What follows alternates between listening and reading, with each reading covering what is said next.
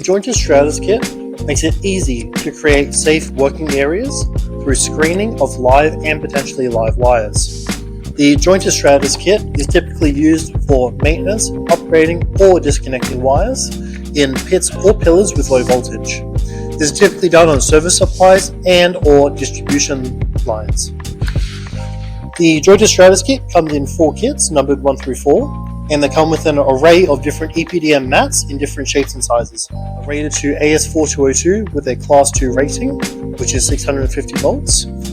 While some of the mats and drapes are clean, so without the Velcro, some do come with the Velcro. This allows for easy attachment over the line, such as this. If you have any questions, please call us on 02 948 4000, or you can download the product data sheet at balmoralengineering.com.